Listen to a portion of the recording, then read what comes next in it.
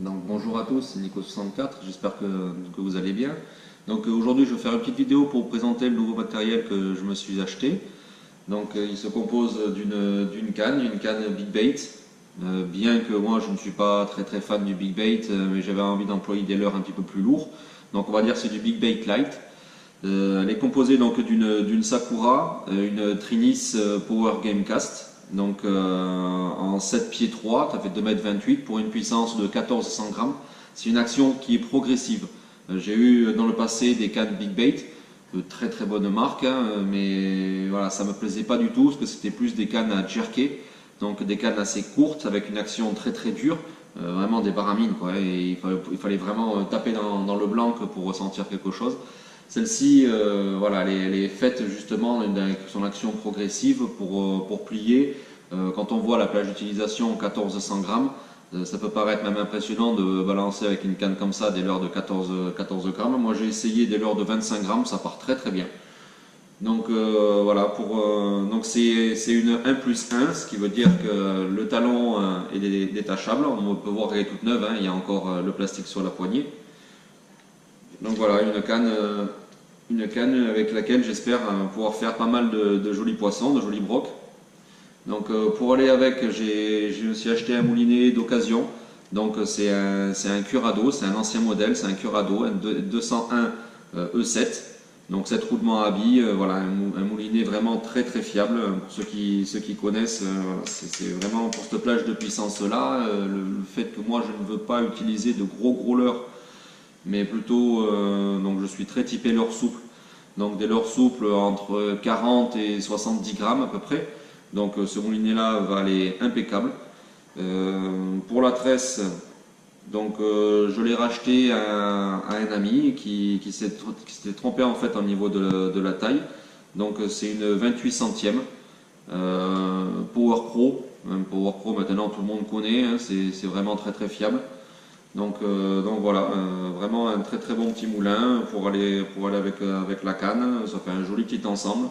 Donc il me tarde vraiment d'essayer ça sur un joli broc. Voilà.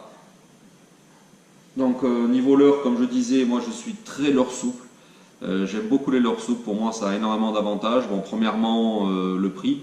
Le prix est quand même beaucoup plus intéressant que des gros leurres durs. Après, le leurre souple, le fait qu'il ne possède pas de billes, je trouve que c'est un atout, surtout dans les plans d'eau où les poissons sont de plus en plus éduqués. Voilà, c'est vraiment génial de faire du no-kill. Par contre, les poissons s'éduquent très vite. Le fait d'utiliser des leurres souples, ça permet vraiment de pallier, on va dire, de pallier un petit peu à ça, de ne pas avoir de billes. C'est quelque chose qui est quand même un peu plus discret. Donc là, je me suis pris des leurres de chez Wistin que j'ai équipé vraiment pour le Big Bait, comme on va dire, hein, avec des gros triples en 1-0. Donc voilà, des gros paddles. Voilà, des leurres de chez Wistin. Donc là, très joli coloris, un coloris Pike. J'ai pris un Fire Tiger. Avec moi, je suis plus coloris naturel, mais bon, le Fire Tiger, c'est quand même un coloris qui est indispensable, hein. Vraiment, tout le monde en possède maintenant. Donc celui-ci est équipé en chalot, donc sans plomb devant, donc ça va être assez léger. Celui-ci avec une petite plombée de 10 grammes qui vient se visser dans le leurre. Voilà. Donc on peut voir aussi également la différence. Là, l'armement est sur le bas. Par contre, si vous avez des herbiers à prospecter ou des branches ou dans les zones assez peu profondes, voilà, le coloris broché, je l'ai équipé avec les hameçons sur le dessus pour justement éviter de ramasser les herbiers ou les branches si on vient taper un petit peu sur le fond. Voilà, donc à utiliser dans les zones où il n'y a pas énormément d'eau. Et un troisième, un coloris perche que je trouve vraiment magnifique, vraiment très beau. Donc celui-là, c'est pas un Wistin, c'est un Fox Rage. Voilà, très beau coloris. J'ai également pris quelques grubs, donc là j'en ai monté un, donc en 15 cm, ça fait quand même assez petit, avec une petite plombée de 5 grammes. Voilà, un seul hameçon. Un petit grub, histoire d'avoir, parce que bon, les shads sont équipés d'un paddle, donc Les shad, tout le monde en utilise, les grubs beaucoup moins. Donc le fait d'avoir une source de vibration différente, ça peut faire la différence. Donc voilà, j'en ai pris, bon, je ne vais pas tout vous montrer, mais j'en ai pris aussi d'autres différents modèles. Et puis là, dernièrement, je me suis fait une petite commande chez AliExpress histoire de tester. Donc là, des imitations de One-Up, bon, ils appellent ça Easy Shiner, mais c'est des imitations de One-Up en 6,1 pouces. Donc j'ai pris 3 coloris. Je trouve ça vraiment sympa. Donc celui-là, j'ai équipé tout simplement d'une tête plombée. J'en ai équipé un d'une tête plombée. Je l'ai laissé dans le sachet pour conserver l'attractant. Donc voilà, il y en a 3 à l'intérieur. Ça coûte vraiment pas très cher. Donc c'est pour essayer. On verra bien si on fait du poisson avec. Le coloris blanc, je le trouve assez basique. Finition très très simple.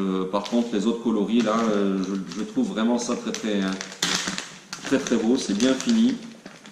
Donc celui-là équipé d'une tête plombée de 10 grammes, vraiment tout simplement. Voilà, montage très simple. C'est moyennement souple, on va dire, moins souple que les vrais. Par contre, le plastique, je pense qu'il va vraiment beaucoup plus durer qu'un vrai One-Up. Vrai One-Up ont cette tendance-là, surtout avec les dents du brochet, de rapidement être inefficace, de rapidement se bousiller. Ceux-là, ils ont l'air quand même bien plus costauds. Donc j'en ai monté 2, mais sinon, vraiment, la finition, je trouve ça vraiment très beau. C'est bien fini. Donc ceux-là, comme j'ai dit, 6,1 pouces, donc ça fait 15,5 cm pour 30 grammes. Il y a 3 pièces à l'intérieur, je crois que j'ai payé ça dans les alentours de 4 euros. Voilà, cette finition, ce coloris là aussi, je le trouve vraiment très sympa. Alors c'est marrant parce que un peu plus souple que les verts. Donc il est un petit peu plus souple que les verts, voilà, mais le coloris est bien sympa, une finition sympa aussi.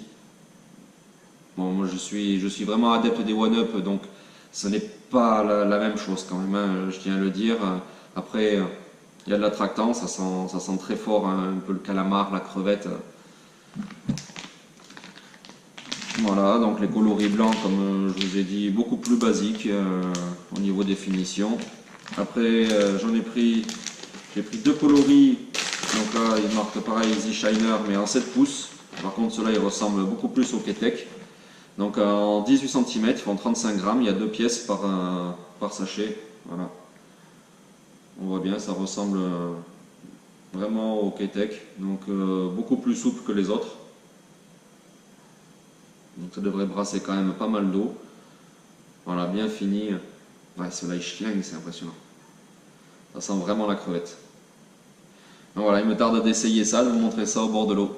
Allez, je vous souhaite de passer une bonne journée à tous et puis je vous dis à la prochaine. Et pensez à liker la vidéo et puis à vous abonner à la chaîne. Je vous remercie, bonne journée.